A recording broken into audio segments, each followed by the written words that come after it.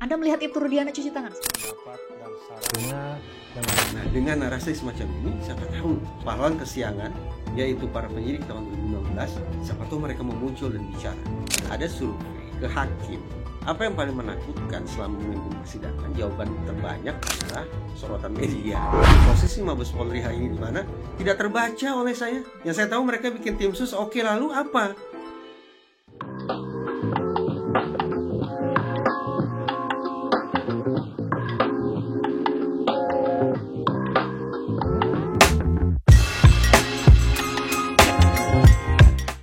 Mas Reza, terima kasih sudah datang kembali kita untuk bahas kasus Vina. Tapi kali ini kondisinya berbeda karena ada 6 terpidana yang akhirnya sudah sidang perdana untuk pengajuan atau permohonan peninjauan kembalinya. Mas, saya hadir langsung di Cirebon tempo hari, jadi saya melihat langsung dan bisa bertemu dengan mereka.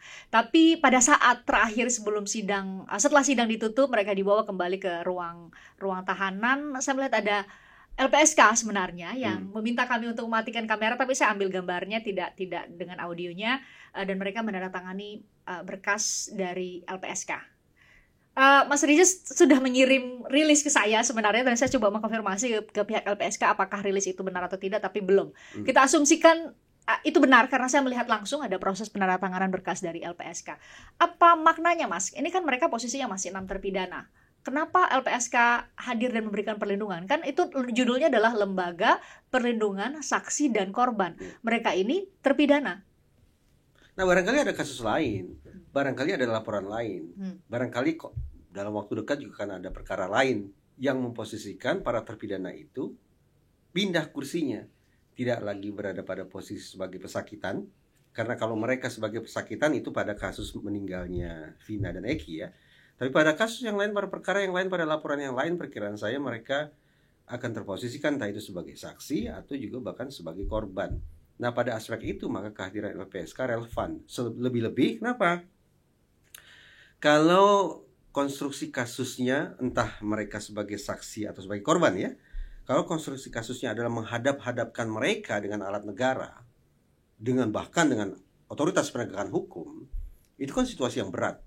Masyarakat sipil, warga biasa seperti saya berhadap-hadapan dengan lembaga penegakan hukum. Hitung-hitungan di atas kertas yang menang siapa? Ya dia dong. Otoritas penegakan hukum dong.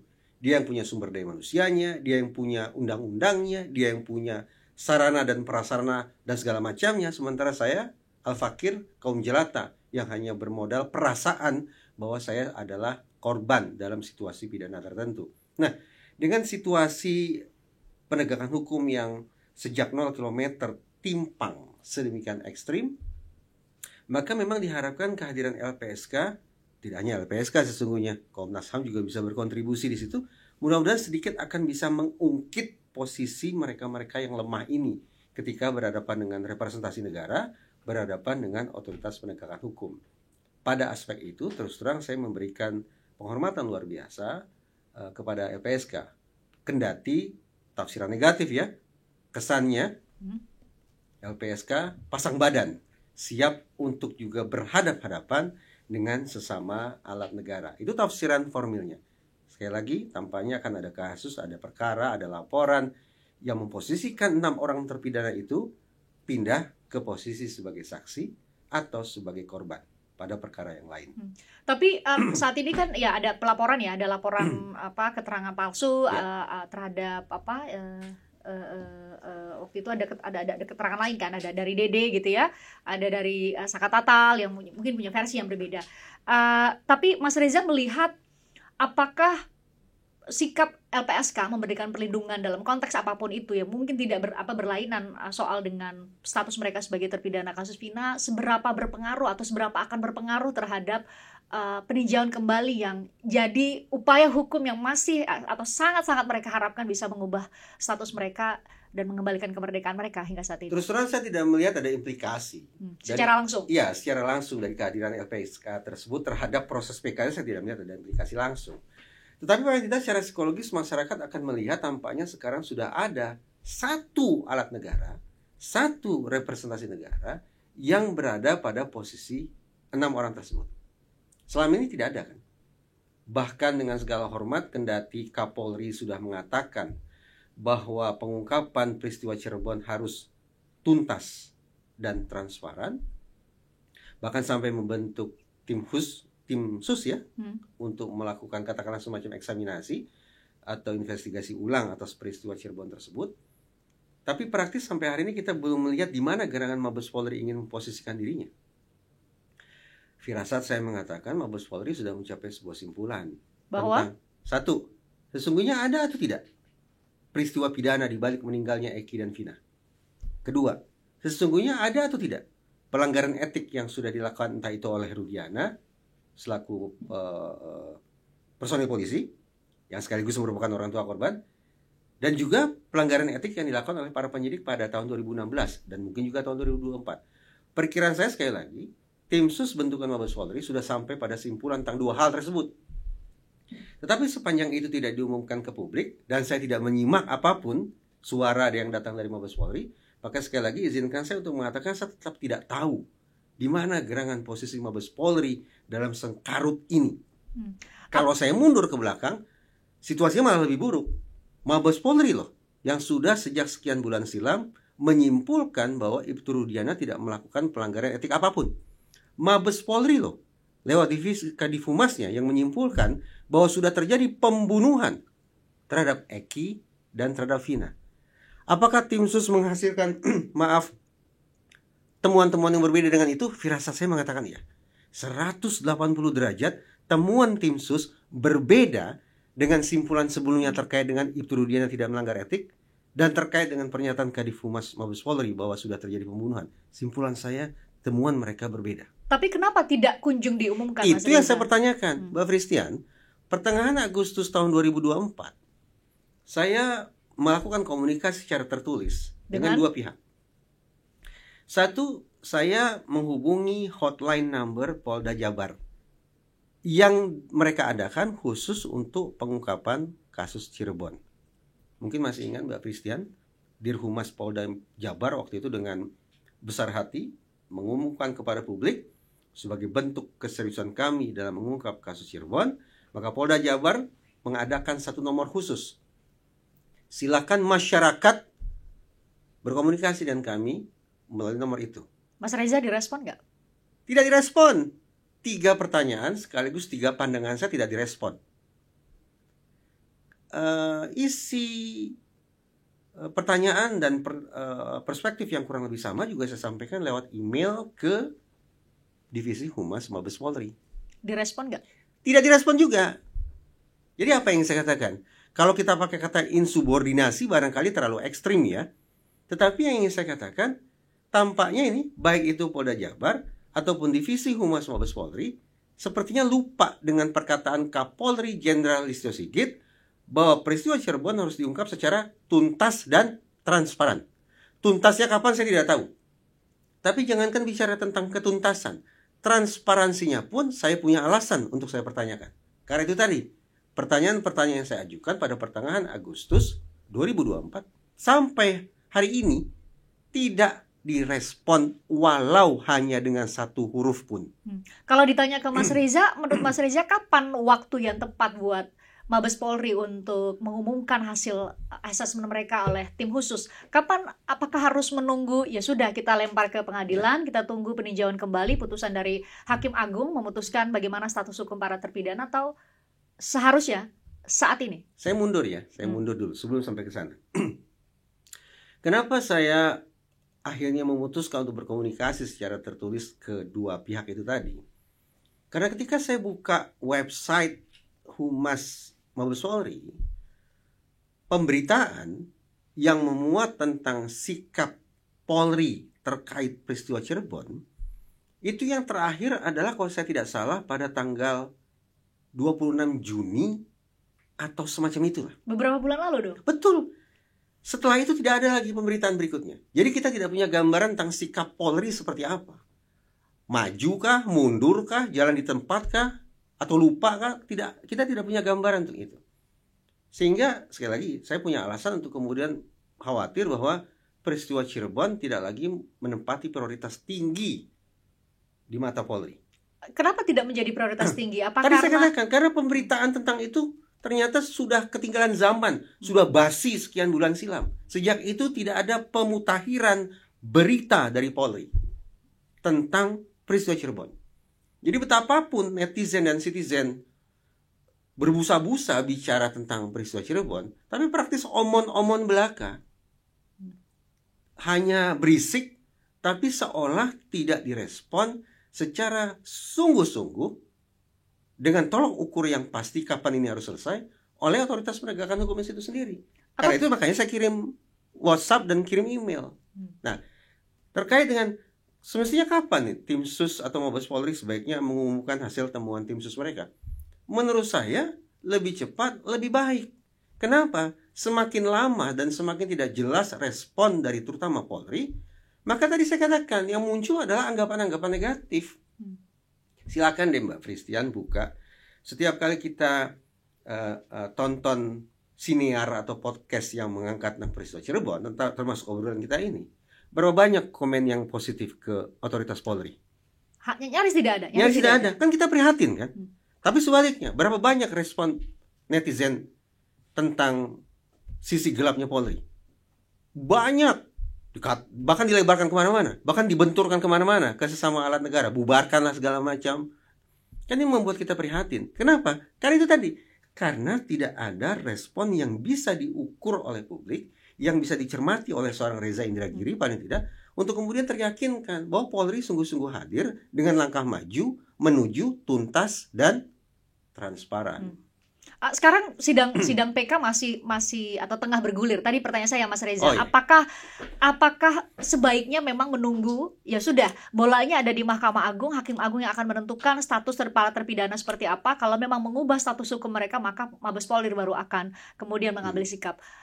Itukah momen yang tepat menurut mungkin firasat Mas Reza? Firasat saya mengatakan begitu. Di dalam Mabes Polri ini tampaknya terjadi pergulatan. Bahwa ada satu kelompok lah, satu kubu yang ingin agar ini sesegera mungkin dituntaskan secara transparan, tapi ada kubu lain yang barangkali menganggap udahlah kita cari aman, tunggu PK saja. Cari aman, benarkah cari aman? Tadi saya katakan ya, kali ini semakin lama tidak ada komunikasi dari Polri tentang apakah mereka maju atau mundur atau kemana, maka percayalah, krisis kepercayaannya akan semakin tebal. Mungkin Mabes Polri mengatakan, siapa bilang terjadi krisis kepercayaan terhadap kami? Lihat hasil survei, menunjukkan bahwa ternyata tingkat kepercayaan publik tetap tinggi. Silakan, tapi saya memilih untuk menggunakan data yang lain. Saya tidak memakai data hasil survei, tapi saya memakai data komen setiap siniar yang mengangkat tentang peristiwa Cirebon.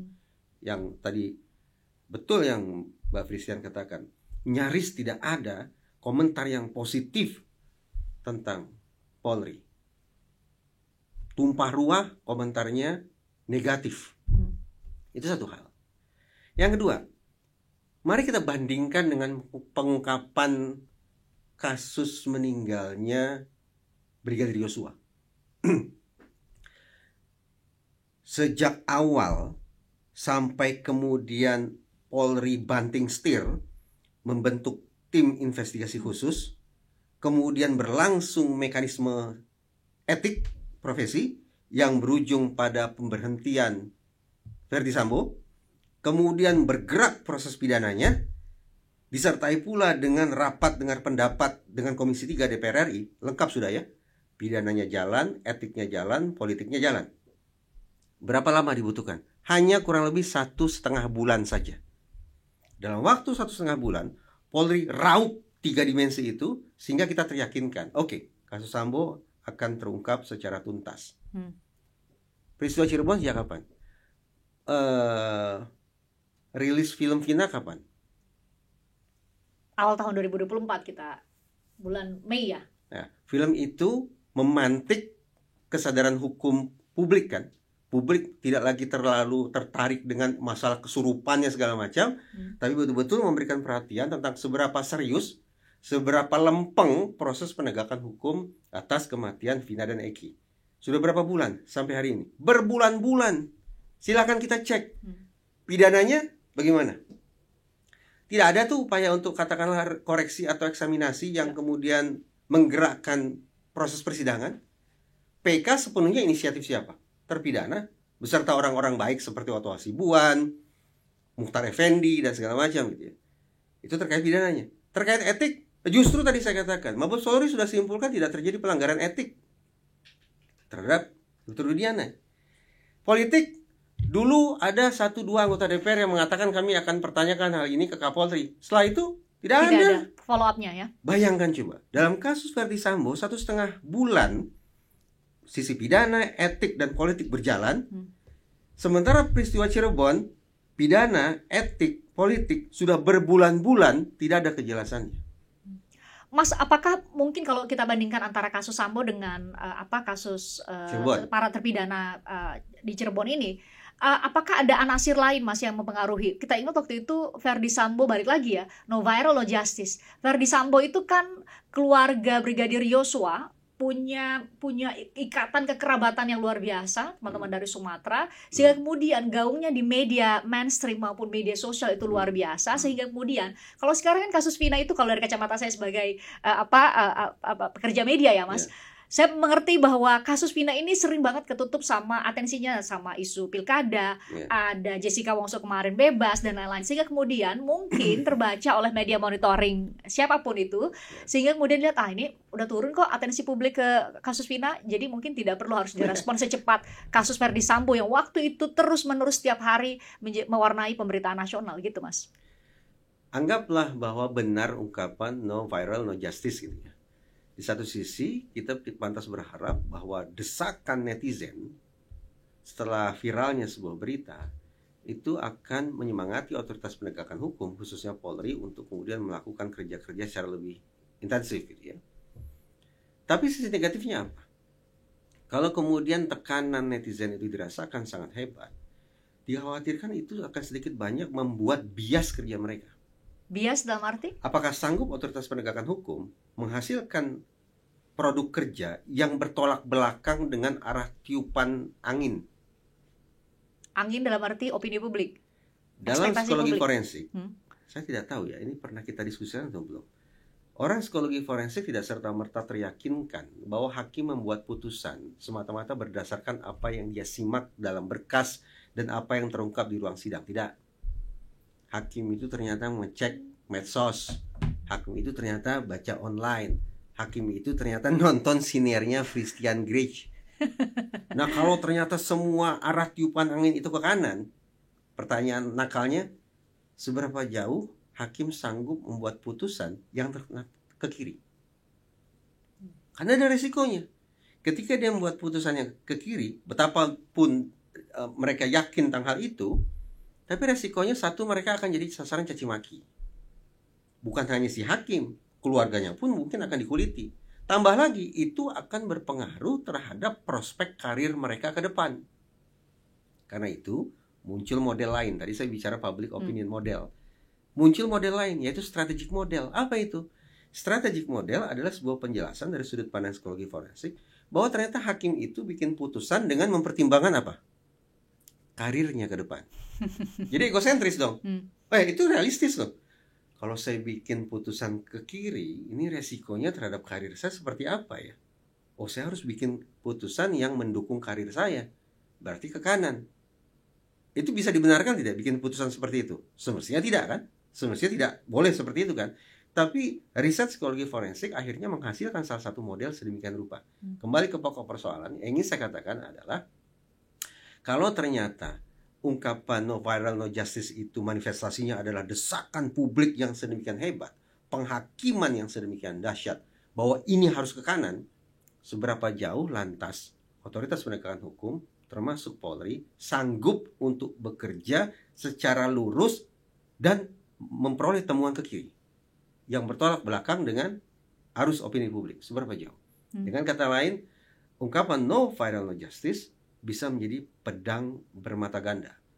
Di satu sisi bisa menyemangati, tapi di lain sisi bisa membuat bias kerja otoritas penegakan hukum. Mas, saya balik lagi tadi ke proses dari proses di internal Polri yang menurut Mas Reza sekarang sudah tidak ada gaungnya sama sekali. Karena tempo hari saya ke Cirebon menemui beberapa kolega juga sebagai wartawan di sana, mereka dan sempat saya tanyakan bagaimana proses pemeriksaan terhadap mereka, termasuk itu Ridiana dan mungkin kolega-koleganya yang lain yang diduga melanggar etik, untuk memastikan apakah ada pelanggaran etik pada proses penyelidikan-penyidikan ketika itu di 2016. Siapa pertanyaannya? Kenapa? Pertanyaan ini diajukan ke siapa? Saya ajukan ke beberapa teman wartawan di sana. Wartawan. Saya nanyakan kepada mereka. Bukan ditanya ke polisi? Enggak, saya nggak nanya ke polisi. Saya nggak punya kesempatan untuk ke polisi karena saya di Pengadilan Negeri Cirebon dan hanya punya waktu 1 hari. Saya tanyakan pada mereka apakah mereka mengikuti proses pemeriksaan internal yang dilakukan oleh tim khusus Polri. Kalau memang itu dilakukan ya Mas, mereka katakan iya ada, tapi ada beberapa polisi yang diperiksa dan itu hanya dilakukan secara tertutup. Mereka datang dibawa dengan mobil dan keluar juga dengan mobil. Menurut Mas Reza, apakah ini justru menjadi backfire ketika proses di internal Polri itu tidak dibuka secara transparan, tidak dilakukan di dalam ruangan kaca yang transparan yang bisa kita lihat, sehingga kemudian saat ini Mas Reza Indragiri bisa mempertanyakan ini ada apa dengan Polri? Sekali lagi kita balikin, apakah mau lempar bola hanya ke Hakim Agung aja? Sekali lagi, bagi saya kerja luar biasa dari Mabes Polri dalam kasus Verdi Sambo menjadi benchmark loh. Seharusnya ya? Iya, tentang bagaimana suatu skandal, sebutlah demikian, bisa tuntas dan secara berkala dikomunikasikan ke publik.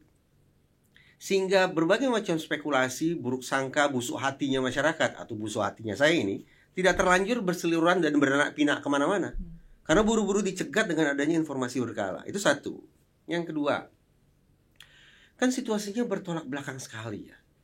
Beberapa bulan silam, setiap hari Dirhumas Polda Jabar muncul di depan kamera. Setiap hari, bahkan dalam satu hari bisa beberapa kali, untuk menunjukkan atau meyakinkan masyarakat bahwa kami bekerja. Dan kami komunikasikan kepada publik apa yang kami kerjakan. Sekarang coba cek, silakan deh cek.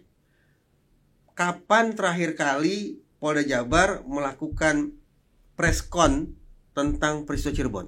Memberikan update gitu ya? Ya, kapan? Saya yakin berbulan-bulan silam. Nah, karena tidak ada kabar ya, entah itu dari Polda Jabar, entah dari Mabes Polri, maka tadi kan saya katakan saya kirim WhatsApp dan email ke mereka. Ingin tahu isi? Pertengahan Agustus itu ya? Saya ingin tahu nggak isi WhatsApp-nya apa? Pertama, saya bertanya tentang nasib Sudirman.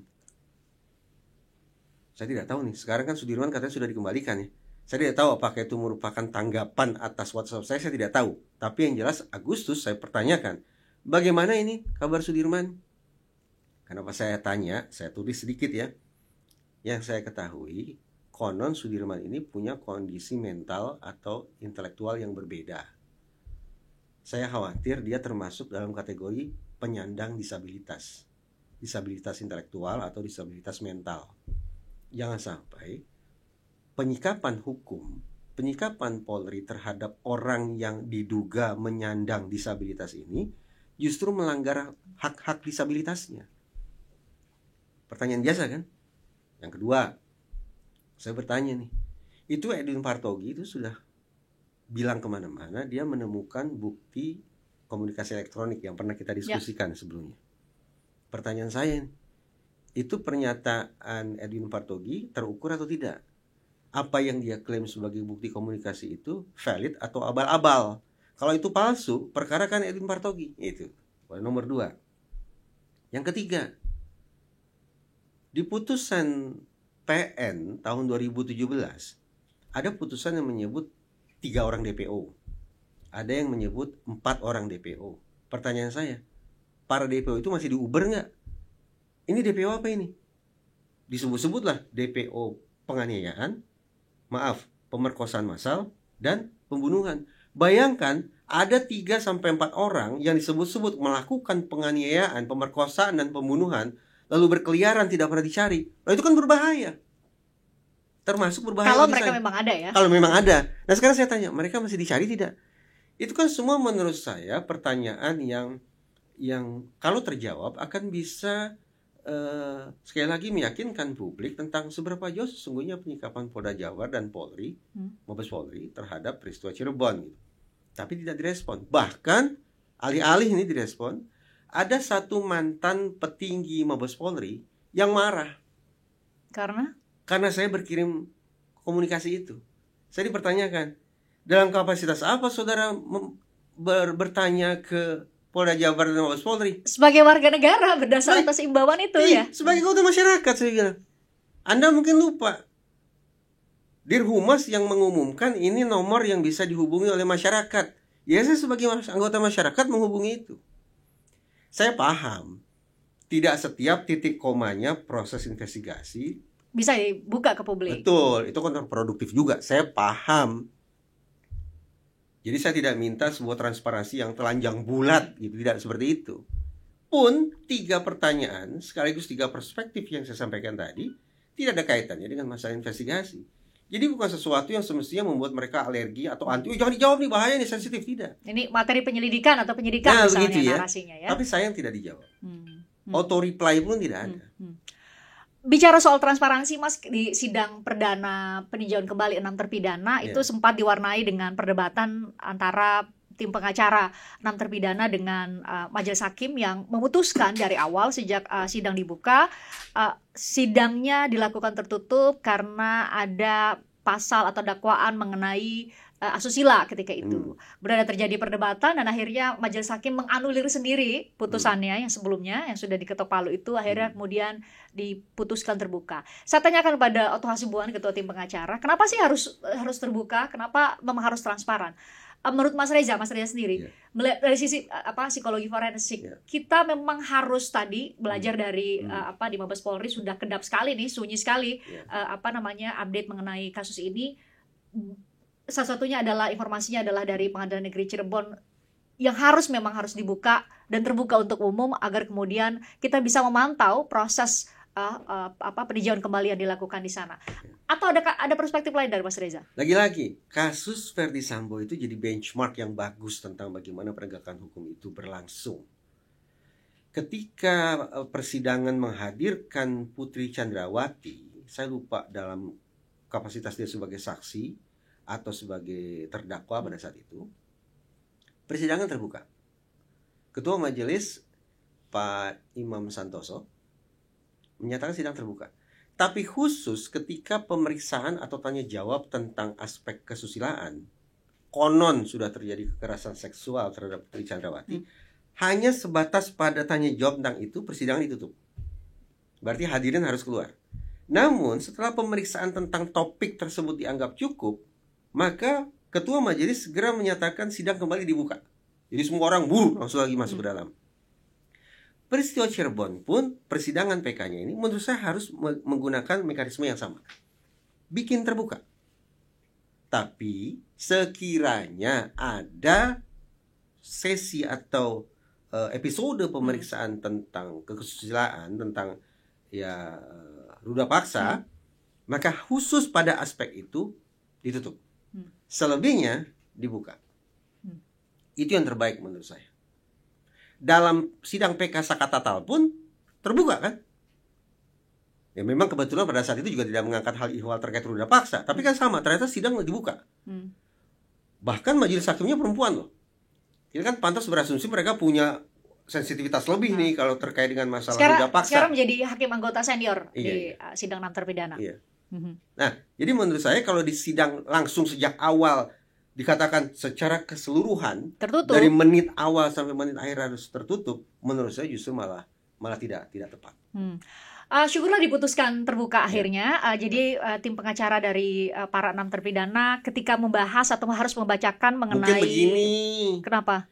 Berdasarkan penelitian, tapi memang bukan penelitian Indonesia sih. Ada survei ke hakim. Apa yang paling menakutkan selama memimpin persidangan? Jawaban terbanyak adalah sorotan media. Jadi jangan-jangan hakim menyatakan sidang ditutup lebih dikarenakan hakimnya nervous. Mungkin. Hakim walau bagaimana tetap manusia loh. Jantungnya cuma satu, sama dengan saya. Jadi ketika ada sekian banyak media live yang selama ini cuma kelihatan di layar kaca, sekarang kelihatan hanya berapa meter dari saya, itu kan bikin degup jantung bertambah juga. Nah kalau tidak kuat, daripada kolaps di ruang sidang kan tidak bagus pemandangannya. Sudah sidang dinyatakan tertutup. Tapi ya akhirnya hakim berhasil menenangkan diri sehingga kembali berpikir jernih, sidang dibuka gitu ya. Sidang dibuka. Itu akhirnya kemudian diputuskan memang terbuka. Nanti kita nanti tunggu bagaimana teknisnya ketika ada pemeriksaan saksi dan juga ahli dan juga alat bukti lain yang akan dihadirkan sama pengacara. Tapi Mas, saya bertemu langsung pertama kali dengan 6 terpidana. Mungkin secara fisik juga mereka berubah dibanding dengan foto-foto yang bisa kita temukan saya ketemu di ruang tahanan untuk ruang tunggu mereka. Apa resepnya sehingga berulang kali punya akses eksklusif bertemu dengan dulu dengan Jessica, ya. bertemu langsung sampai dipuji kan pakaiannya kan. Sekarang bertemu dengan para terpidana. Iya, waktu itu mereka posisinya sudah di ruang tahanan, ruang tunggu di pengadilan. Jadi saya ikut dengan Profesor Otto Hasibuan gitu ya, dengan tim pengacara yang lain. Saya masuk ke dalam dan sempat menyapa langsung karena Profesor Otto Hasibuan juga baru pertama kali ketemu mereka. Sehingga kami mencoba mengenali nih mukanya karena secara fisik mereka berubah sekali kan Mas, 8 tahun. Jadi lebih sehat. Saya tidak bisa mengatakan mereka lebih sehat atau tidak ya, karena saya tidak bertemu mereka 8 tahun lalu. Tapi poin pertanyaan saya adalah ketika itu saya tanyakan bagaimana tanggapan mereka, bayangkan posisi mereka di 2016, sidangnya tertutup, keluarga pun hanya boleh ada di ruang di luar ruang sidang, dan sekarang ada ratusan pengacara yang datang. Saya tanyakan kepada mereka gimana tanggapan mereka bersyukur. Itu sebelum sidang. Setelah sidang saya tanyakan, gimana rasanya? Apa beda tahun 2016 dengan dengan sidang yang sekarang? Menurut mereka jauh beda sekali karena ketika 2016 sidangnya mencekam sekali kata mereka. Saya lihat mereka saya lihat mereka sangat terharu Mas melihat begitu banyak dukungan. Mungkin nggak terbayangkan tahun 2016 lalu tuh. Padahal tahun 2016 tertutup kan? Berarti hadirin kan tidak membludak seperti sekarang. Betul. Itu tidak ada kamera dalam ruang sidang kan? Tapi justru mereka merasa sekarang lebih tenang. Sekarang mereka menggunakan narasi nih, salah satu Rivaldi itu bilang gini, mencekam. Yang dulu 2016 menurut mereka. Itu bedanya gitu ya. Sampai saya bertemu dengan namanya Eka ya. Eka itu kan yang ketika di saat proses penangkapan oleh Rudiana, dia lihat adiknya dipukulin, dia bilang ya udah daripada adiknya, dia kemudian menggantikan adiknya. Dan hingga hari ini dia menjalani masa tahanan untuk menggantikan adiknya, masa hukuman untuk sesuatu yang tidak dilakukan. Itu terjadi loh Mas. Jadi saya tidak habis pikir bagaimana mungkin ada orang sama-sama mau ditangkap kemudian hanya sekadar mengatakan ya udahlah saya gantikan. Bagaimana proses pembuktian secara hukum ketika ada Pak Hakim bilang seumur hidup loh. Saya nggak bisa membayangkan sih. Nah, PK ini kan yang tampaknya merupakan ikhtiar untuk mengoreksi hukum yang compang-camping itu, untuk mengoreksi miscarriage of justice itu. Sekaligus harus saya katakan supaya fair juga, mengoreksi bad lawyering yang berlangsung pada tahun 2016-2017. Oh ya, supaya tidak salah kaprah ya, barangkali ada teman-teman advokat yang kecil hatinya ketika saya menggunakan istilah bad lawyering, pendampingan hukum yang buruk. Apa definisinya sebenarnya Mas? Jadi begini, bagi saya ya, apa yang dialami oleh 7 orang terpidana ini adalah produk dari dua sisi. Yaitu produk dari miscarriage of justice yang bermula dari police misconduct, berlanjut kemudian ada false accusation dan akhirnya false imprisonment. Dari satu sisi, dari otoritas penegakan hukum, dari polisi, jaksa, pengadilan. Di sisi sebelahnya berjodoh dengan bad lawyering, yaitu penasihat-penasihat hukum yang parah kinerjanya. Tapi jangan kecil hati dulu. Semestinya ada pertanyaan, apa yang membuat mereka menjadi penasihat hukum yang tidak maksimal dalam mendampingi klien mereka? Ternyata karena juga perlakuan terhadap mereka adalah perlakuan yang buruk. Ibu Titin misalnya, yang ternyata tidak memegang berkas sama sekali ketika mendampingi kliennya, itu ternyata yang menyebabkan mereka menjadi bad lawyers, yang mempraktekkan bad lawyering, pendampingan hukumnya porak-poranda. Sempurna sudah. Ada kesemenang-menangan dari otoritas penegakan hukum di satu sisi, dan ada sekumpulan penasihat hukum yang tidak bisa bekerja secara maksimal pada sisi lain. Di tengah-tengahnya siapa? Ya itulah 7 orang para kuli itu. Kuli kan ya? 7 orang kuli. Betul. Yang akhirnya harus mendekam dalam bui, menghabisi sisa hidup mereka. Nah, PK, ya saya berharap bahwa Pak Otto Hasibuan dan kawan-kawan bisa menjadi koreksi terhadap satu sisi, Pak, tidak.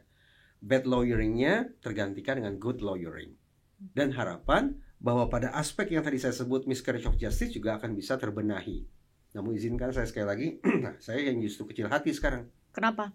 Tadi saya katakan, titik hulu penegakan hukumnya, posisi Mabes Polri hari ini di mana, tidak terbaca oleh saya. Yang saya tahu mereka bikin tim sus, oke, lalu apa?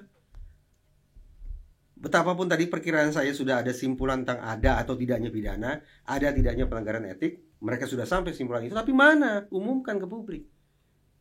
Gunakan kewenangan mereka untuk menggerakkan roda-roda keadilan itu. Selama tidak ada, mereka diam dan mungkin memilih cara aman. Tunggu saja PK. Oh, menurut saya sungguh-sungguh di luar kemanusiaan. Itu tidak seharusnya dilakukan ya. Itu bahasa normatif yang semestinya menurut saya dinomor sekiankan. Bahasa yang harus didahulukan adalah bahasa nurani.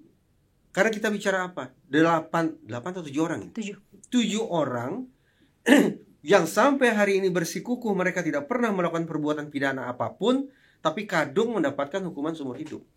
Terhadap orang-orang seperti itu, sekali lagi bahasa-bahasa normatif tidak salah, tapi harus nomor sekian. Bahasa satu adalah bahasa nurani. Yang kita tunggu dari kepolisian itu. Kita balik lagi tadi ke proses di kepolisian karena ada tim khusus ya, Mas. Dari pandangan Anda sebagai psikolog forensik nih, seberapa bisa berharap kita jiwa korps ya, semangat untuk saling melindungi satu sama lain itu bisa diabaikan oleh mereka yang mungkin kita nggak tahu karena nggak ada prosesnya. Mungkin saat ini tengah diproses untuk satu sama lain membuka secara terang benderang siapa yang nyuruh, siapa yang punya inisiatif kalau memang terjadi torture atau penganiayaan terhadap para terpidana ketika itu tahun 2016. Sehingga kemudian mungkin mereka bisa kita mungkin publik familiar sekali dengan justice collaborator. Ya buka saja gitu. Saya mungkin akan meninjau dari dua sisi. Pertama, selama Mabes Polri belum mengumumkan hasil kerja tim sus, baik terkait aspek pidana dan juga aspek etik, maka saya tetap menilai mereka masih terwarnai oleh apa yang distilahkan sebagai curtain code, kode tirai. Apa itu? Kecenderungan menutup-nutupi kesalahan yang dilakukan oleh sejawat. Jadi terkesan Mabes Polri sampai hari ini masih memilih untuk menutup-nutupi barangkali kesalahan yang sudah dilakukan oleh para penyidik dan juga mungkin oleh Ibtu Rudiana pada tahun 2016. Itu satu hal. Karena itu, maka saya membayangkan kenapa tidak kita berharap bahwa para penyidik tahun 2016, baik sebagian maupun secara keseluruhan, justru mereka yang muncul ke publik. Dan mereka yang membuat laporan bahwa memang kami sudah melakukan misalnya ya penyiksaan. Memang kami sudah melakukan tindakan-tindakan yang tidak proporsional, tidak prosedural, dan tidak profesional. Tapi saya yakin mereka punya penjelasan kenapa mereka melakukan hal sedemikian rupa. Misalnya? Lagi-lagi bicara kasus Ferdy Sambo sebagai benchmark. Apa yang membuat seorang Brigadir Eliezer sampai hati menembak sejawatnya sendiri? Kuasa relasi ya? Relasi kuasa. Dalam bahasa psikologi yang saya sampaikan di ruang sidang pada saat itu adalah superior order defense. Bagaimana seorang Eliezer tidak sanggup untuk keluar satu jengkal pun, tidak sanggup untuk beringsut satu langkah pun dari kungkungan orang yang mengendalikan hidup dia. Siapa? Pimpinannya. Dalam situasi di rumah, itu rumah jalan apa namanya saya lupa. Duren Sawit. Di rumah dinas Duren 3 atau Duren Sawit? Duren 3 ya. Duren 3 ya. Duren 3. Di rumah Ferdy Sambo itu siapa pimpinannya? Ya Ferdy Sambo kan. Relasi antara Ferdy Sambo dan Brigadir Eliezer adalah yang tadi saya katakan, ada perintah superior yang tidak mungkin bisa dielakkan. Tidak mungkin dielakkan. Nah, pertanyaan. Begitu teganya para penyidik tahun 2016, apakah juga berada dalam suasana batinnya yang sama? Itu secara langsung sudah dijawabkan sama Ibtu Rudiana melalui wawancara dengan beberapa media, Mas. Dia mengatakan bahwa siapa saya sih, saya pangkatnya Ibtu kok. Beda dong kalau disamain dengan. Saya ingin menafsirkan, apakah ada kemungkinan itulah kalimat-kalimat yang keluar dari orang yang sekarang mencoba untuk cuci tangan. Anda melihat Ibtu Rudiana cuci tangan sekarang? Saya khawatir demikian. Karena berarti secara tidak langsung dia ingin mengatakan, salahkan tuh para penyidik. Salahkan para penyidik. Saya hanya pelapor, begitu kan? Tapi mari kita cek kembali di isi laporan dulu, Diana. Saya punya laporan, salinan laporan karena memang satu lembar saja ya kalau laporan itu. Ini laporan tanggal 27 Agustus 2016 sekitar jam 10 malam waktu Indonesia Barat, ketika itu dilaporkan oleh Ibtu Rudiana ke Polres Cirebon. Ini saya dapatkan dari berkas perkara Rivaldi. Jadi saya dapat dari Mas Edwin Partogi. Mas Edwin kemudian mengingatkan bahwa Fris, di antara saat ada laporan, namanya juga laporan. Pelapor itu tidak punya beban untuk menjelaskan secara detail apa yang sudah atau dia ketahui. Yang wajib untuk membuktikan ada unsur pidana atau tidak kan adalah penyelidik atau penyidik. Tapi kalau dilihat dari suratnya, Mas, ini yang saya terima salinannya, laporan polisi, saya bacakan ya nomornya ya, LP 953B 8/2016 Jabar Cirebon Kota ya. Ini sudah ada. Pasal yang dilaporkan ketika adalah pengeroyokan dan atau penganiayaan, Mas. Dan sudah ada penjelasan atau uraian singkat mengenai kejadian. Ketika itu disebutkan tempus atau waktu kejadian perkara lah 21.30 waktu Indonesia Barat. Ini di laporan Ibtu Rudiana. Kemudian para 8 teman yang lain dengan mengendarai 5 sepeda motor, ini para terpidana. Kemudian sepeda motor menuju arah pulang dari kota Cirebon menuju Kecamatan Talun. Kemudian apa yang ingin Mbak Frisian katakan tentang laporan itu? Sudah ada penjelasan detail, sangat detail mengenai kronologi kejadian. Dia tahu betul tanggal 21.30, padahal ini bukan saksi mata kan, Mas? Saya bukan orang yang ini jatuh atau ada sebuah peristiwa pidana, saya ada di tempat kejadian perkara. Ini pelapor yang mendapat informasi dari orang lain, tapi dia sudah bisa mencantumkan bahwa tempusnya adalah 21.30. It's very detail. Apa coba tafsiran yang kita bisa bangun? Adakah kemungkinan laporan yang sangat detail itu yang disampaikan oleh Ibtu Rudiana itu di kepala para penyidik ditafsirkan sebagai instruksi komandan? Bisa jadi demikian? Ingat kembali kasus Ferdy Sambo. Ferdy Sambo kan mengklaim, saya tidak memerintahkan Richard Eliezer untuk tembak, tapi hajar, Chad. Tapi di kepala seorang Richard Eliezer bisa saja diterjemahkan hajar itu adalah sebuah tindakan yang maksimal. Di persidangan, sebagai ahli saya katakan ke majelis hakim, superior orders berangkat dari hasil penelitian psikologi. Yang namanya perintah itu tidak harus dalam kata-kata yang eksplisit. Ketika seorang Ferdy Sambo pakai seragam lengkap, ada 3 bintang di pundaknya, itu pun sudah memberikan efek pengaruh atau instruksi atau perintah dari komandan. Ferdy Sambo masih Irjen, Inspektur Jenderal ternyata. Iya. Oh, itu Irjen bintang 2 ya? Oh, maaf, saya koreksi. Tapi nggak bisa ditambah lagi pangkat. Sudah jadi terpidana sekarang, Mas. Jadi nggak jadi Kapolri ketika itu. Katanya calon kuat kan waktu itu ya. Nah, kembali analog situasinya. Adakah kemungkinan para penyidik melihat ini laporan baru sebatas laporan sudah sedemikian rinci, dan ini bukan laporan dari Christian Grich, laporan dari senior kami ini.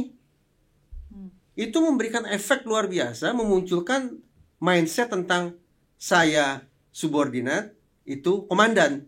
Itulah yang saya maksud sebagai superior order. Nah, kembali ke yang ingin saya katakan ya, poin nomor 2 sebetulnya. Kalau para penyidik tahun 2016, baik sebagian maupun secara keseluruhan, kompak kita muncul, kita bicara apa yang terjadi pada tahun 2016, bahwa benar ini adalah misalnya investigasi abal-abal, kami melakukan penyiksaan, kami mencoba bekerja secepat-cepatnya. Kenapa? Karena kami tidak bisa keluar dari kungkungan perintah komandan kami, senior kami, pimpinan kami. Siapa? Ya itu. Superior order defense-nya bermain di situ. Kalau memang demikian, artinya kalau suasana batin para penyidik itu bisa terjelaskan oleh superior order defense, maka hitung-hitungan di atas kertas. 1, publik mungkin pada akhirnya akan bisa memaklumi. Sebagaimana publik akhirnya bisa memaklumi seorang Eliezer yang tidak sanggup untuk menolak perintah, tidak menghabisi sejawatnya sendiri. Itu 1. Yang kedua, hitung-hitungan di atas kertas, nasib para penyidik pun mungkin akan sama dengan Richard Eliezer. Kena sanksi etik? Iya. Kena sanksi pidana? Iya. tapi lebih ringan daripada yang mereka Bisa khawatirkan. mengajukan jadi justice collaborator misalnya. Betul. ya. Nah, tambah lagi kalau mereka kemudian mendapatkan status justice collaborator dari LPSK. Karena mereka berani untuk muncul dan mereka bukan merupakan aktor utama, maka mudah-mudahan status mereka akan lebih positif ke depannya. Ini yang saya katakan, kalau memang Mabes Polri memilih untuk jalan aman menunggu PK saja, dan itu entah kapan selesainya, dan normatif tapi seolah mengesampingkan sisi kemanusiaan para terpidana, maka coba kita ketuk sekarang, kita lambungkan narasi untuk menyapa para penyidik tahun 2016, siapa tahu mereka mau muncul dan bicara. Jangan lupa, dari Ibu Rudiana sudah keluar kalimat bahwa saya sebatas pelapor. Itu saya hasil, siapa? Pangkat saya saya siapa? ketika itu. Ya, itu hasil kerja para penyidik. Nah, dengan narasi semacam ini, siapa tahu loh, justru pahlawan-pahlawan kesiangan, walaupun kesiangan ya, pahlawan kesiangan, yaitu para penyidik tahun 2016, mungkin akan bisa mengubah simpulan kita tentang peristiwa Cirebon, sekaligus mengubah peruntungan mereka sendiri di masa depan. Tapi harapan Mas Reza tadi kan agak ada barriernya ketika kita bicara mengenai struktural, betul. Struktural di Polri mereka mungkin nggak mungkin secara kemungkinan sangat kecil untuk muncul secara pribadi ke publik dan kemudian membuka. Menurut Mas Reza, sosok Kapolri yang mampu membuat apa yang Mas Reza bayangkan tadi terjadi, hanya dia? Saya tuh sekarang ini akhirnya cuma bermain dengan firasat saja sih ya. Firasat saya mengatakan begini, simpulannya adalah no case pada peristiwa Cirebon. Tidak ada peristiwa pidana. Sudah ada tuh? Enggak, itu firasat saya. Firasat saya. Oh, ternyata almarhumah Vina dan almarhum Eki meninggal, itu menyedihkan kita semua. Kita berduka karenanya. Tapi boleh jadi temuannya adalah mereka meninggal bukan akibat perbuatan pidana. Satu. Dan yang kedua, barangkali juga temuannya adalah sudah terjadi sejumlah pelanggaran etik oleh sekian banyak personil Polda Jabar, baik di tingkat Polres ataupun mungkin juga di tingkat Polda. Itu ya, barangkali firasat saya mengatakan temuannya seperti itu.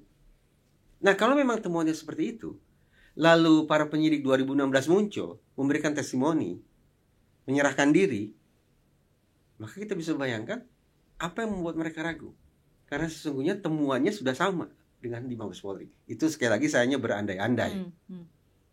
Kalau berandai-andai ini tepat, maka sekali lagi, ayo penyidik 2016 muncul deh kalian. Kalian mau menutup-nutupi apa? Karena firasat saya mengatakan Mabes Polri sudah sampai pada simpulannya gitu. Tinggal belum diumumkan saja ke publik. Simpulan bahwa ada kemungkinan pelanggaran kode etik dan pastinya mereka juga akan tetap mendapat sanksi atas pelanggaran itu. Betul. Tetapi sekali lagi, kalau mereka bisa menunjukkan bahwa kerja ngawur mereka itu terjadi karena adanya superior order yang tadi saya sebut, yang kita diskusikan tadi, maka hukumannya tidak akan seberat yang mereka khawatirkan. Peruntungan mereka ke depan juga boleh jadi akan tetap terbuka untuk membangun karir di Korps Tribrata. Ya, Mas, dari tadi kita bicara mengenai Mabes Polri, di Mabes Polri sendiri atau institusi Polri ya. Di institusi Polri sendiri ada struktural ke atas secara vertikal yang jauh sekali. Tapi saya mau bilang gini, kalau dari tadi kita memberikan bandul ini paling berat adalah di penyelidik dan penyidik ketika itu di 2016. Tapi kan kita harus ingat lagi bahwa ini adalah sebuah rangkaian sistem peradilan. Sudah ada lembaga-lembaga lain yang juga hadir dan seharusnya menjadi eksaminator dari apa yang ditemukan oleh atau dalam tanda petik direkayasa. Kalau kita percaya begitu ya, direkayasa oleh para penyidik 2016. Ada jaksa peneliti kok, ada hakim yang mengeksaminasi yang seharusnya tahu. Ini ada Eka loh yang hanya ganti kepala ya, istilah Profesor Otto Hasibuan. Tapi itu tidak ketahuan Mas dalam proses ini, terlalu panjang dan terlalu banyak lembaga yang terlibat.